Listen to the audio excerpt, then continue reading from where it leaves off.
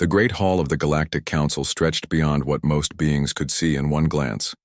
Thousands of seats rose in perfect circles around the central speaking platform, where representatives from 850 different worlds gathered to decide the fate of humanity. The air itself hummed with translation devices working at full capacity as hundreds of languages mixed together in a symphony of alien voices. Kang Minho stood perfectly still at the defendant's podium. His black diplomatic uniform bore no decorations except for the simple blue Earth insignia on his collar.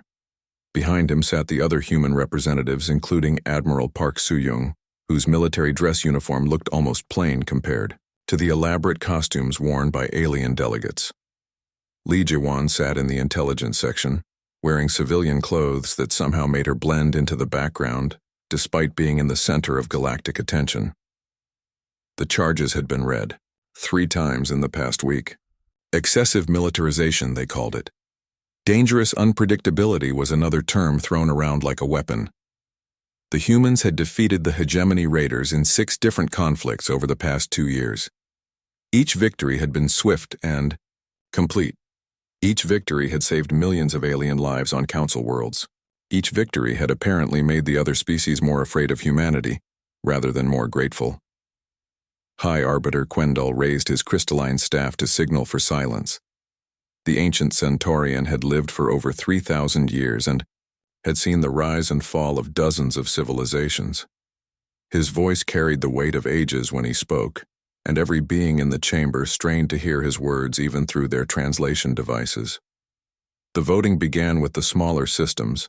First, as was tradition, the Vegan colonies voted to expel humanity, with all 12 of their representatives raising their appendages in agreement.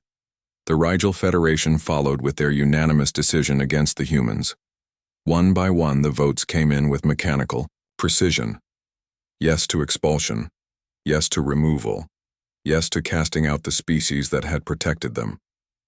Councillor Velthar of Altair stood to address the chamber. His tall gray form moved with the fluid grace of his aquatic species, and his large, black eyes swept across the human delegation as he began to speak. His voice carried through the translation systems with cold authority that made even seasoned diplomats pay attention. Honored colleagues, we have witnessed what happens when a species embraces war as their solution to every problem. The humans arrived among us 50 years ago with promises of peace and cooperation. They spoke of exploration and knowledge sharing. They claimed to seek harmony with all species throughout the galaxy.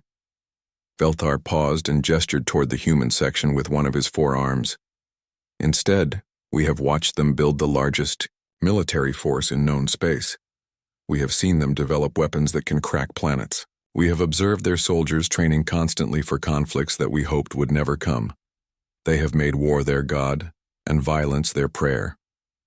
Murmurs of agreement rippled through many sections of the chamber.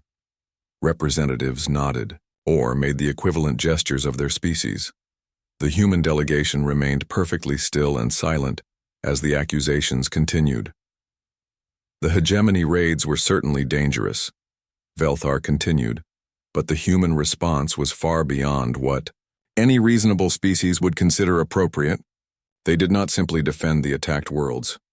They hunted the raiders back to their home systems. They destroyed entire fleets with such efficiency that it terrified even our enemies. This is not the behavior of a peaceful civilization. Admiral Park Soo-young felt her jaw tighten as she listened, but she kept her expression neutral. The raids had killed 30 million beings across 7 worlds. The raiders had used weapons designed to cause maximum suffering rather than quick death. They had targeted hospitals and schools deliberately. The human response had been measured and precise, compared to what she had wanted to do to those monsters. The voting continued through the major powers. The Andromedan Union voted for expulsion by a margin of 47-3. The Core Worlds Alliance cast their votes with obvious reluctance, but still chose to remove humanity from the Council.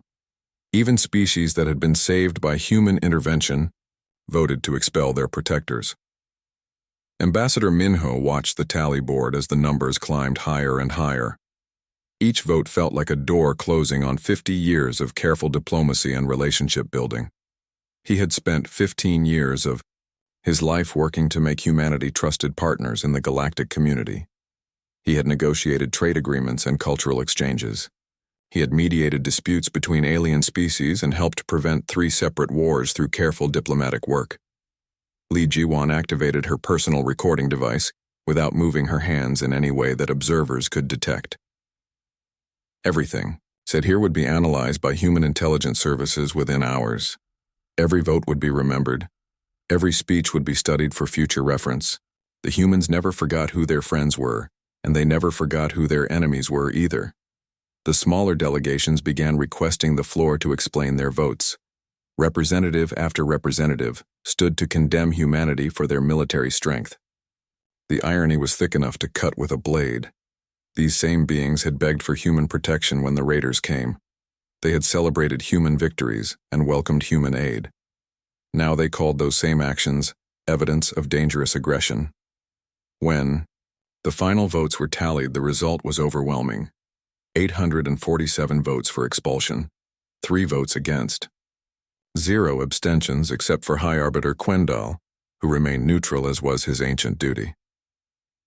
The chamber fell silent as Quendal prepared to announce the formal result.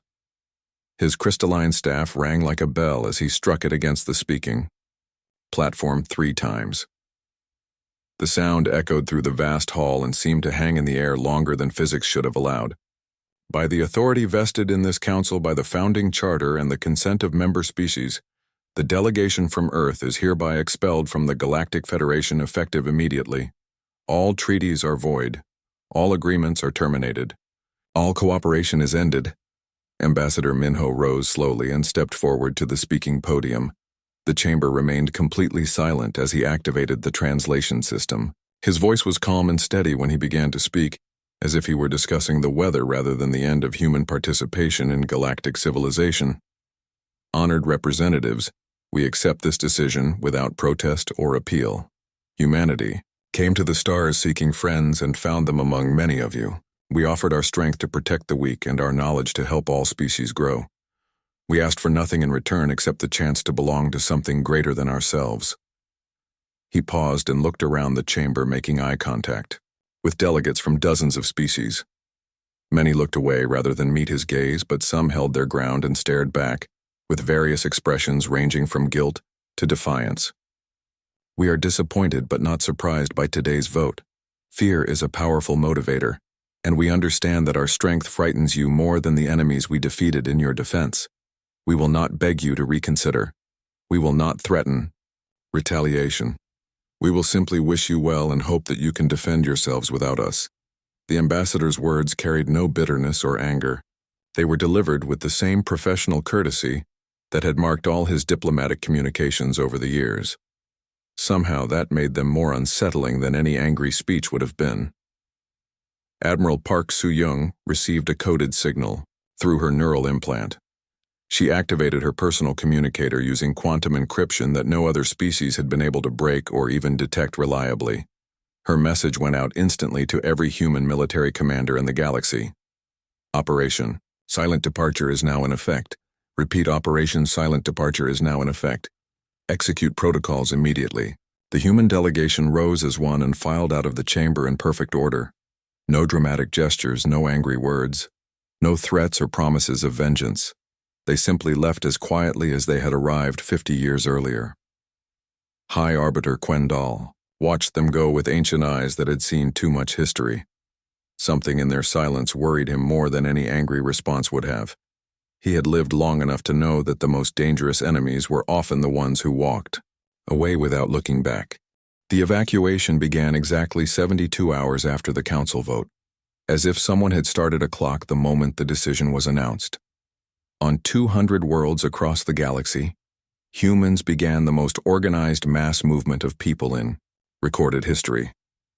There were no panic broadcasts or emergency meetings, no desperate calls for help or frantic preparations. Everything proceeded with the calm efficiency of a plan that had been ready for years. Kim Tae-hyun stood on the observation deck of the Colonial Administration Building on Kepler 442b, watching transport ships descend through the morning sky like metal rain. Each vessel was enormous yet moved with surprising grace as artificial gravity systems guided them to predetermined landing zones.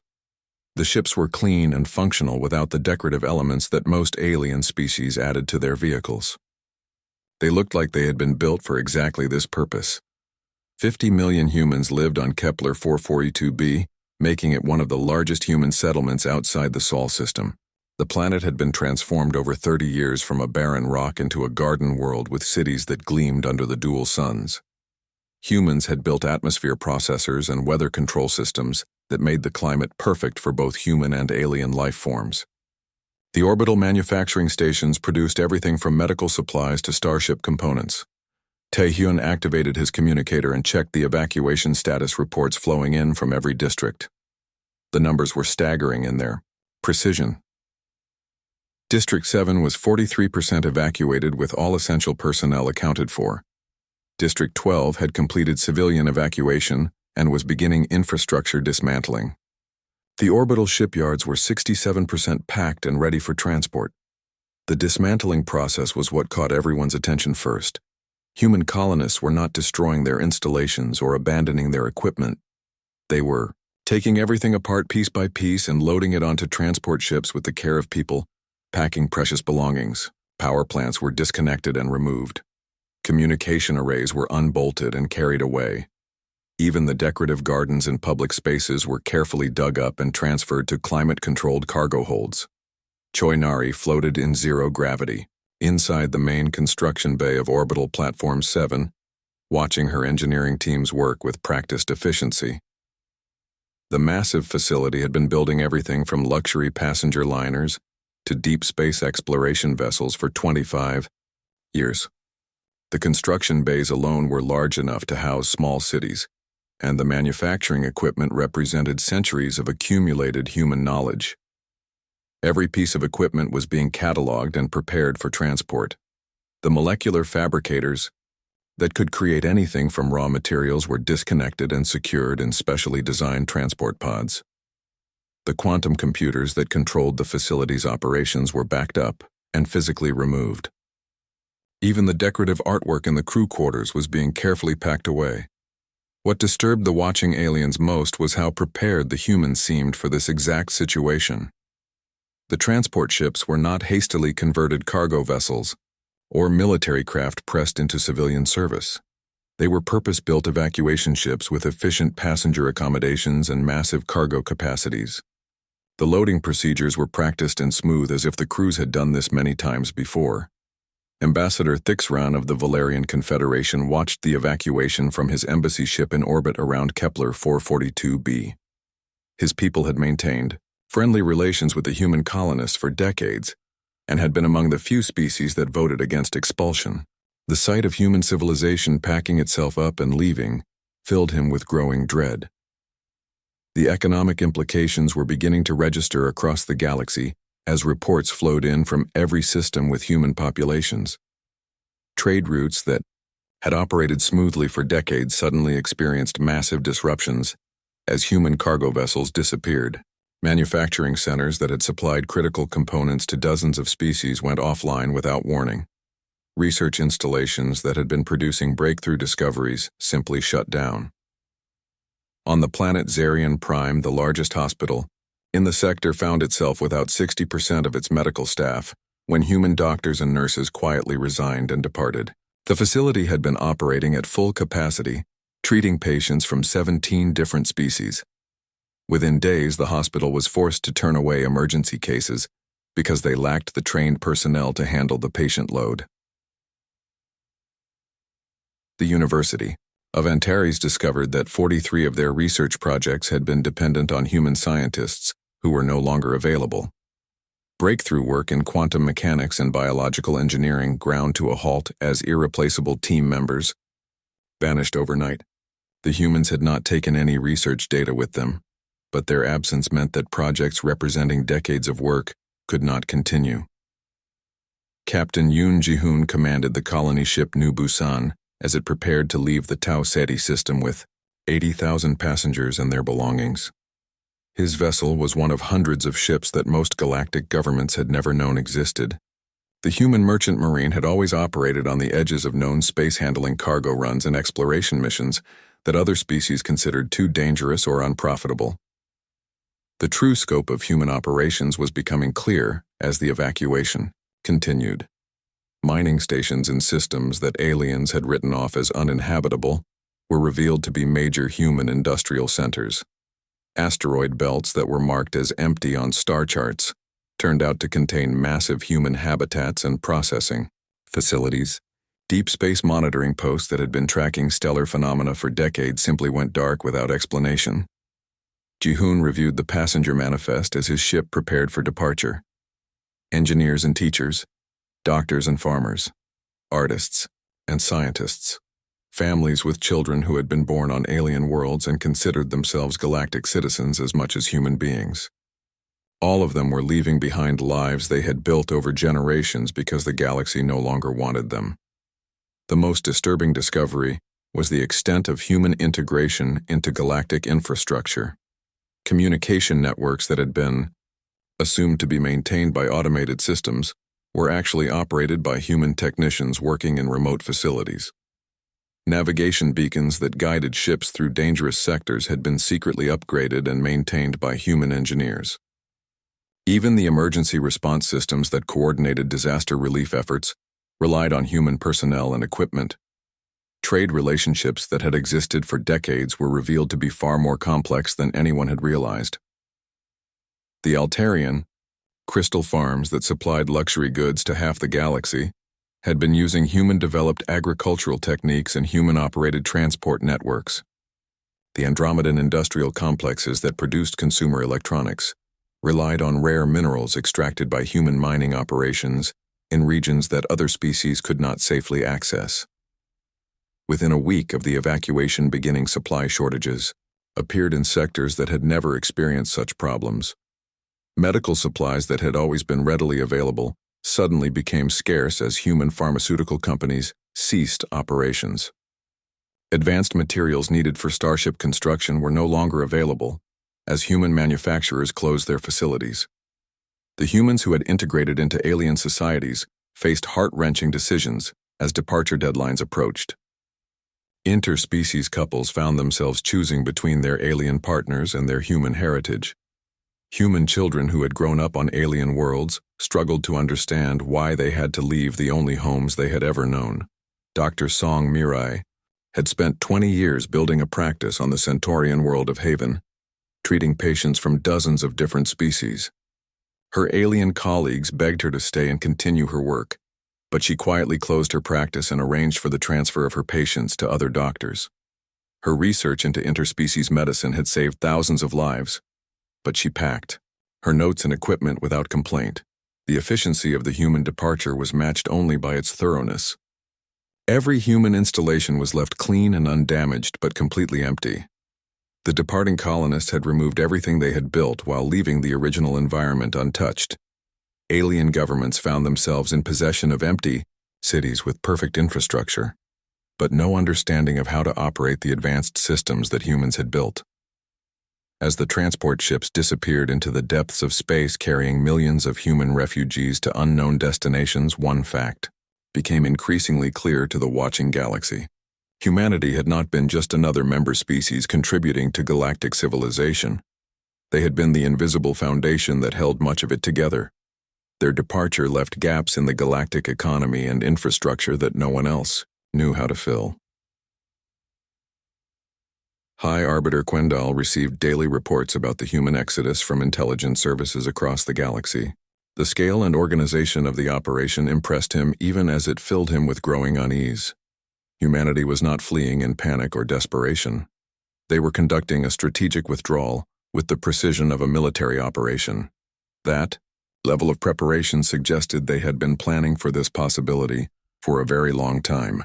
6 months after the last human transport ship disappeared into the void between stars, the first serious problems began to show themselves across the galaxy. What had started as minor inconveniences and supply shortages gradually developed into systemic failures that threatened the foundation of galactic civilization. The absence of humanity was creating gaps that no one had anticipated, and fewer beings knew how to fill. Counselor Yixtha of Delphinia stared at the financial reports spread across her desk in the Economic Ministry offices on the core world of Nexus Prime. The numbers told a story that she was having difficulty accepting, even though the evidence was right in front of her in official documents from dozens of member worlds. The galactic economy was not simply experiencing a recession or temporary disruption. It was beginning to collapse in ways that economic models had never predicted. The problem was not that humans had been the largest trading partner or the most important manufacturing center. The problem was that they had been everywhere doing jobs that other species had not even realized needed to be done. Human cargo vessels had carried freight through dangerous sectors that other pilots avoided. Human engineers had maintained ancient automated systems that everyone else assumed maintained themselves. Human researchers had been quietly solving problems that other species had given up on decades or centuries earlier. Supply chains that had operated smoothly for generations were breaking down as key links disappeared. The vegan colonies that had voted unanimously to expel humanity were now experiencing critical shortages of medical supplies that had always been produced by human pharmaceutical companies. The Altarians, who had led the campaign against human membership, were discovering that their crystal farms could not maintain production levels without human agricultural techniques. Dr. Rentok of Antares floated in his laboratory surrounded by research projects that had ground to a halt when his human colleagues departed. The breakthrough work in quantum biology that had promised to revolutionize medicine across the galaxy now sat abandoned because no one else understood the theoretical framework that the humans had developed. 20 years of accumulated knowledge had walked out the door in the space of a few days. The medical crisis was spreading faster than anyone had anticipated. Human doctors and researchers had not simply been numerous, they had been innovative in ways that other species struggled to match. The surgical techniques that had reduced mortality rates by 40% over the past decade had been developed by human medical teams.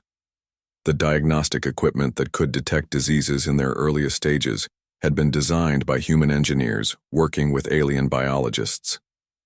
Hospitals across the galaxy found themselves reverting to older treatment methods as advanced human medical technology became unavailable. Pharmaceutical companies struggled to replicate drug formulations that human chemists had perfected over years of careful research. The mortality rates that had been steadily declining for decades began to climb again as medical facilities lost access to human innovations. Fleet Commander Zulmak of the Korvaxian Defense Force was discovering problems that went far beyond economics and medicine.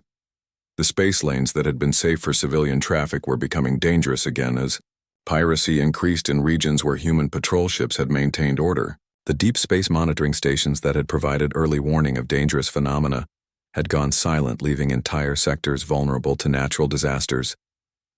The Void Hunters were stirring in the darkness beyond the galactic rim, and the early warning systems that should have detected their movement were no longer functioning.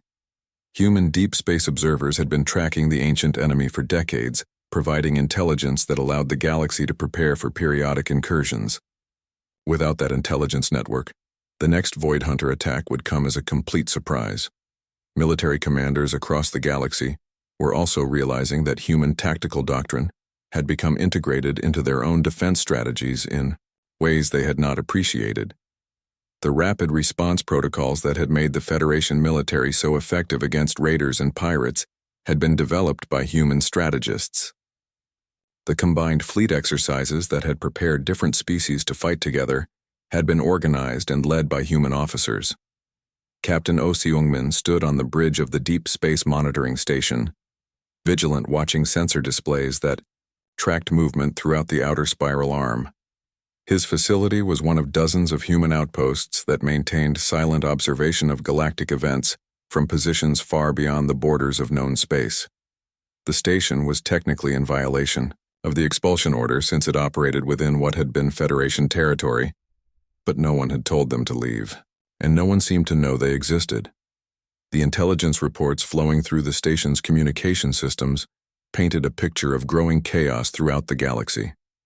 Trade disputes were escalating into armed conflicts as economic pressures mounted. Member species were beginning to blame each other for the problems caused by human absence. The unity that had held the Federation together for centuries was showing cracks that grew wider every day. The Council had tried to establish communication with Earth multiple times over the past 6 months, but every attempt met with the same automated response. The Sol system was now classified as closed territory with access denied to all foreign vessels. Scout ships that approached the system boundary encountered warning beacons and defense grids that were far more sophisticated than anything humans had displayed during their Federation membership. High Arbiter Quendal had lived long enough to recognize the signs of civilizational collapse when he saw them. The Federation was not simply missing an important member species. It was discovering that it had expelled the keystone that held the entire structure together.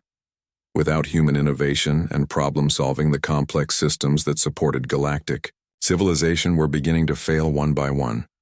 Intelligence reports from across the galaxy revealed disturbing information about human capabilities that no one had suspected. The military technology that the Council had feared was apparently just the visible portion of human scientific advancement.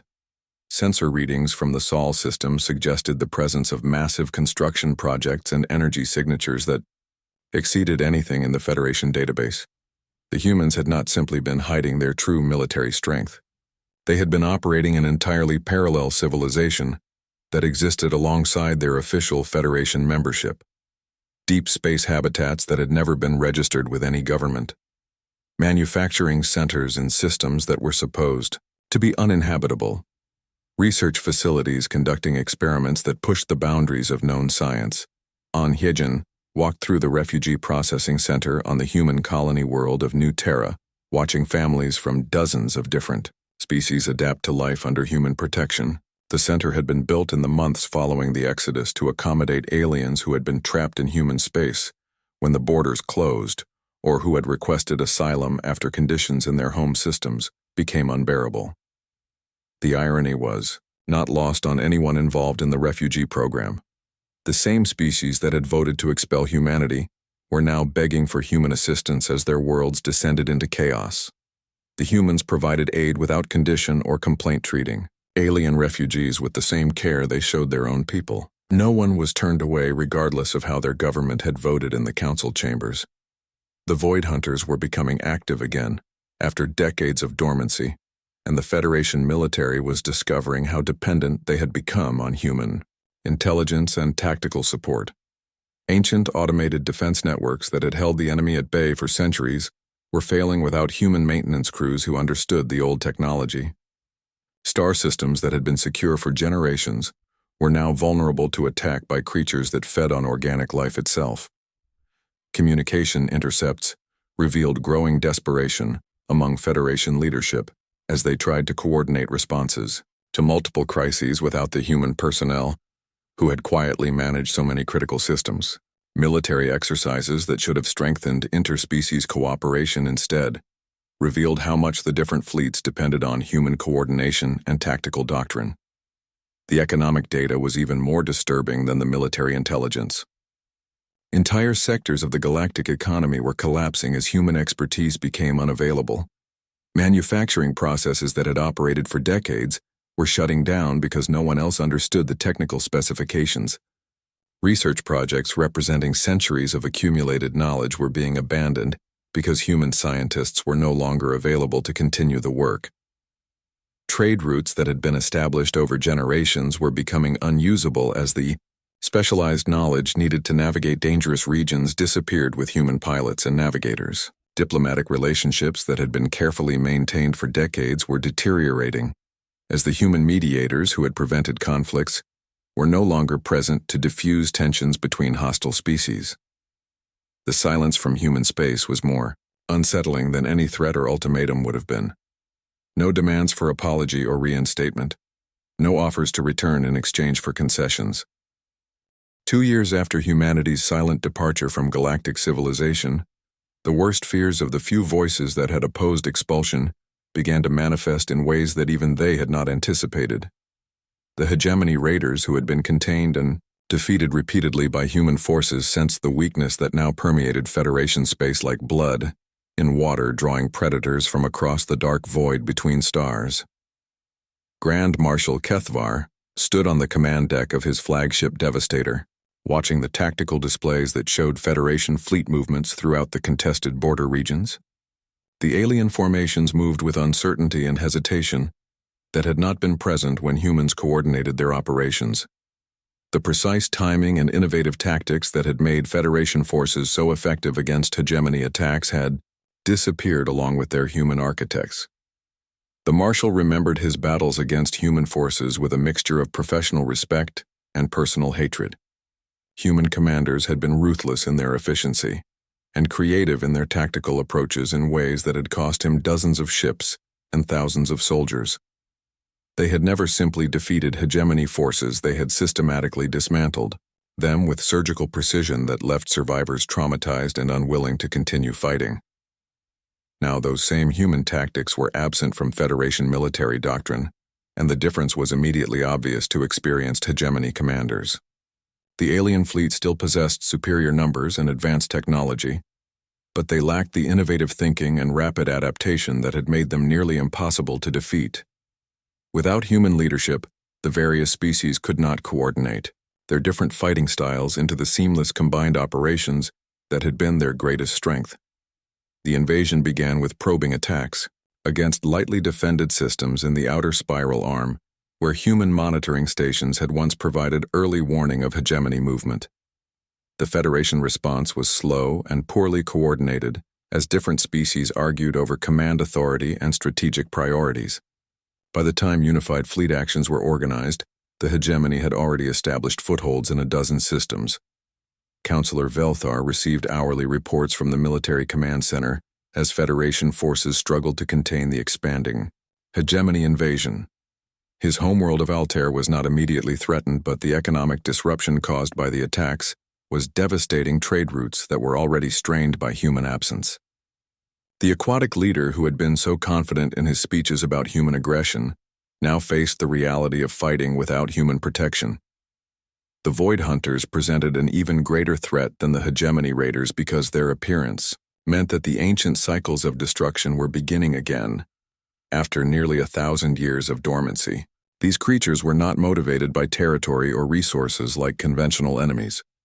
They harvested organic life itself, consuming entire civilizations to fuel their incomprehensible technology that violated every known law of physics. Federation. Scientists studying the few intact Void Hunter artifacts that existed in museum collections were forced to admit that human researchers had been decades ahead of everyone else in understanding how the ancient enemy operated. The theoretical frameworks that explained Void Hunter capabilities had been developed by human physicists working with classified materials that other species had been denied access to for security reasons. The first Void Hunter harvester ships appeared in the Perseus Arm, attacking colonies that were already weakened by economic collapse and military redeployment. Their vessels of living metal absorbed energy weapons and converted kinetic attacks into fuel for their biological systems. The defensive strategies that had worked against them in previous cycles were proving ineffective as the creatures adapted to Federation tactics with horrifying speed. High Arbiter Quendal convened emergency sessions of the Council as reports of military disasters arrived from every sector of Federation space. The ancient Centaurian had witnessed the last major Void Hunter incursion 800 years earlier, and remembered the devastation that had reduced galactic civilization to scattered survivor enclaves hiding in remote systems. The Federation military was discovering that their defensive preparations had been based on human intelligence about Void Hunter capabilities and behavior patterns. Without access to that information, they were fighting blind against an enemy that learned from every encounter and adapted to every tactic. The automated defense networks that had held the creatures at bay during their last appearance were failing without human technicians who understood the ancient programming. Yang Minseo monitored the developing crisis from her position in human intelligence services as Federation forces suffered defeat after defeat against enemies they had previously contained or destroyed. The data flowing through human observation networks painted a picture of accelerating collapse as member species began to turn against each other under the pressure of military and economic disasters. The refugee crisis was growing exponentially as entire worlds were evacuated in the face of advancing hegemony forces or Void Hunter harvester fleets. Federation transport capacity was overwhelmed within weeks as billions of beings fled their homeworlds, seeking safety in increasingly crowded refugee camps. The logistical networks needed to support such massive population movements had been designed and operated by human administrators who were no longer available. Admiral Han Dong-hyuk commanded the human fleet elements that shadowed Federation forces, maintaining strict neutrality while monitoring the military situation. His ships possessed the firepower and tactical knowledge needed to turn the tide of battle, but his orders were clear and absolute. Humanity would not intervene in conflicts that the Federation had chosen to fight without them. The irony was bitter and obvious to anyone with knowledge of the true situation. Human military preparations that had been condemned as excessive aggression were revealed to be defensive measures against threats that other species had not even recognized. The weapon systems that had frightened Federation members were designed to fight enemies that conventional tactics could not defeat. Intelligence reports revealed that human defensive preparations had been based on centuries of careful observation and analysis of galactic threat patterns. The humans had identified the cyclical nature of Void Hunter appearances and had been preparing for their return since first joining the Federation. Every military advancement and strategic deployment had been part of a comprehensive defense plan that other species had misinterpreted as aggressive expansion.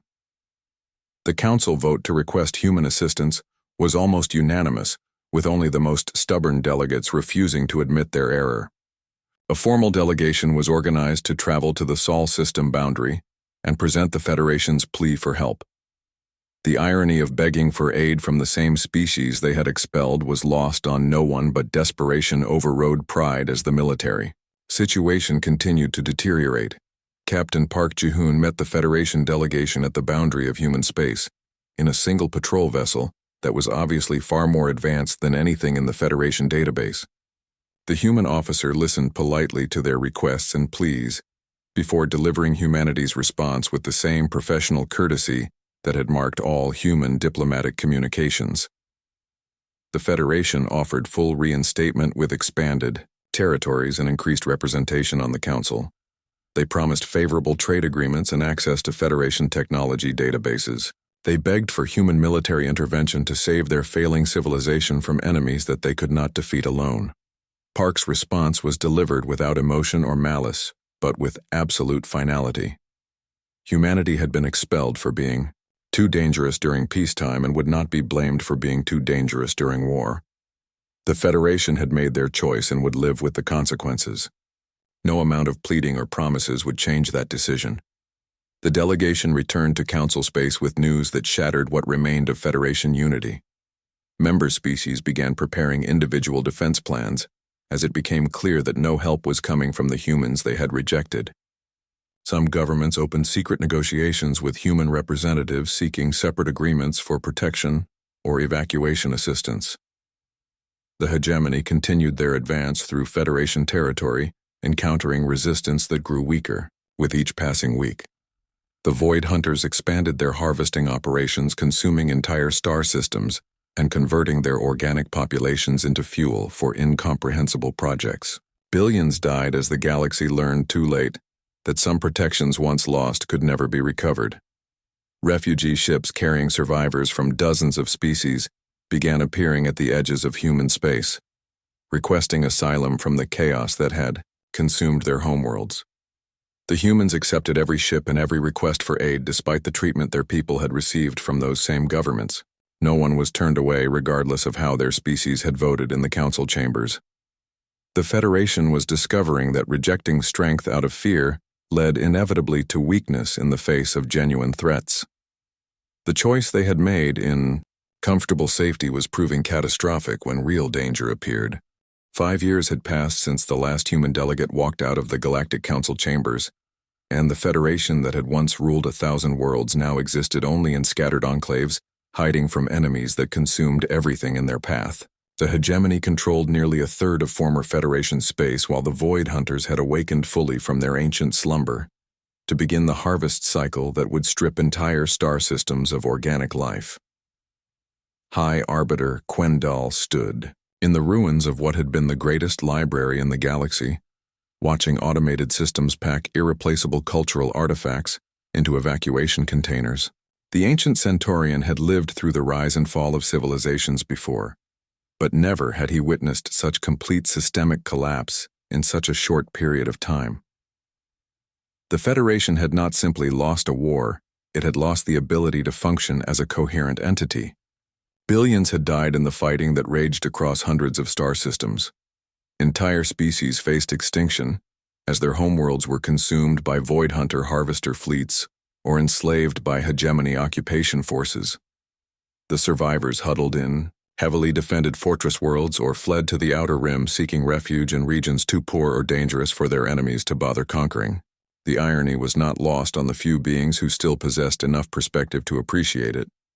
The species that had been expelled for excessive militarization had been the only thing standing between galactic civilization and the forces that were now destroying it.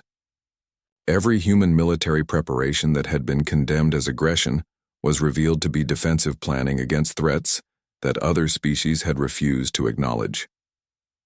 Councillor Velthar had not spoken publicly since the evacuation of his homeworld 6 months earlier.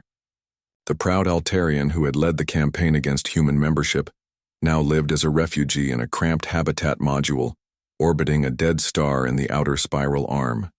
His aquatic physiology required specialized life support that was becoming increasingly difficult to maintain as supply lines collapsed, and manufacturing capacity was destroyed by advancing enemy forces. The guilt that consumed him was worse than the physical hardships of refugee life. Every day brought new reports of human ships appearing at the edges of battle zones not to fight, but to evacuate civilians from worlds that were about to fall. Rescue vessels bearing human markings arrived wherever populations were threatened, regardless of how those species had voted in the council chambers years earlier. Lee So-hee had been a cultural advisor to the Federation Council before the expulsion, working to bridge the gaps between human and alien societies through art and philosophy. Now she administered refugee camps on human colony worlds, where beings from dozens of species struggled to rebuild their lives after losing everything to wars that humanity had tried to prevent. The refugee centers were marvels of organization and compassion that put Federation relief efforts to shame. Families from species that had been enemies for centuries lived side by side in harmony, as human administrators ensured that everyone received equal treatment regardless of their government's historical positions. Medical care was provided without cost or condition. Education was available for children of all species. Work programs allowed adults to contribute to their communities while maintaining their dignity. Most remarkable was the complete absence of recrimination or blame from human officials. No one mentioned the council votes or the speeches condemning human aggression. No one reminded the refugees that their governments had expelled the people who were now saving their lives. The humans simply provided aid with the same quiet efficiency they had shown in all their endeavors.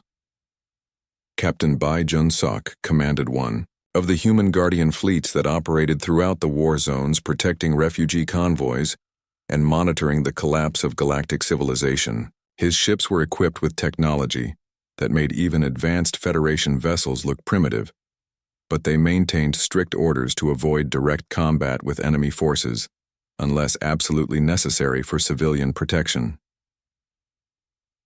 The Guardian fleets had been operating in secret for decades as humanity prepared for threats that other species refused to acknowledge. Hidden shipyards in remote star systems had been producing vessels designed specifically for the coming crisis, while public human military forces maintained the fiction of technological parity with other Federation members. The true extent of human capabilities was finally being revealed as the Guardian fleets emerged from concealment to begin their humanitarian missions.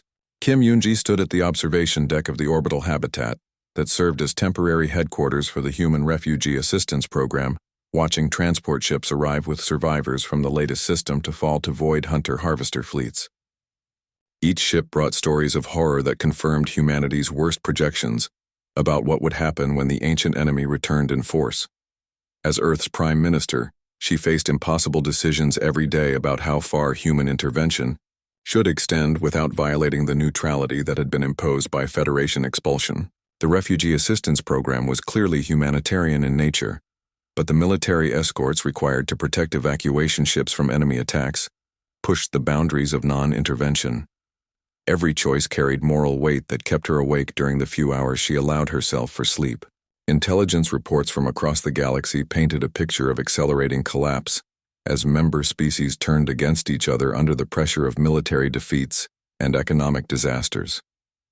The unity that had held the Federation together for centuries was dissolving as governments blamed their neighbors for problems that stemmed from their collective decision to expel humanity.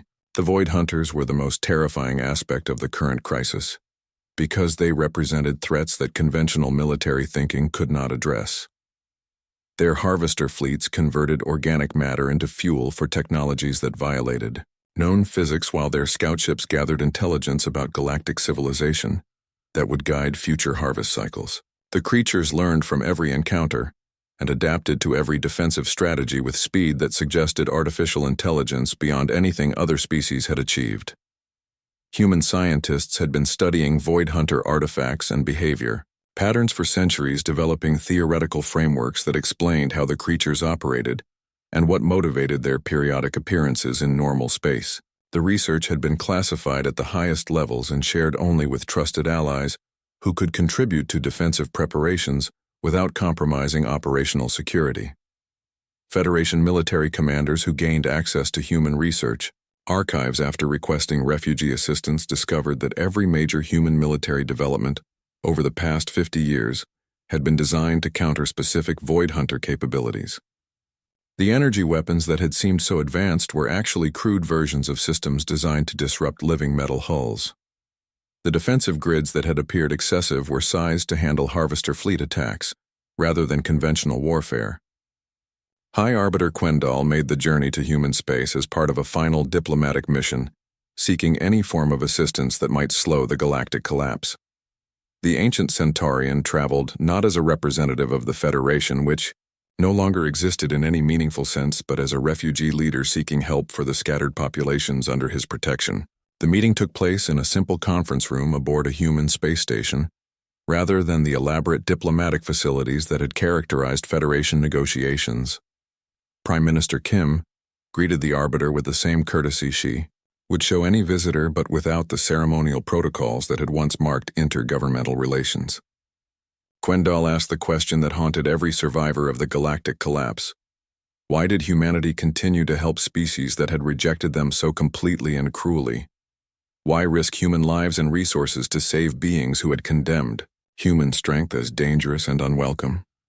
Kim's response captured the essential difference between human and alien thinking that had made coexistence so difficult and ultimately impossible. Humanity's commitment had never been conditional on gratitude or reciprocity. Their role as protectors was based on moral principles that transcended politics or personal relationships.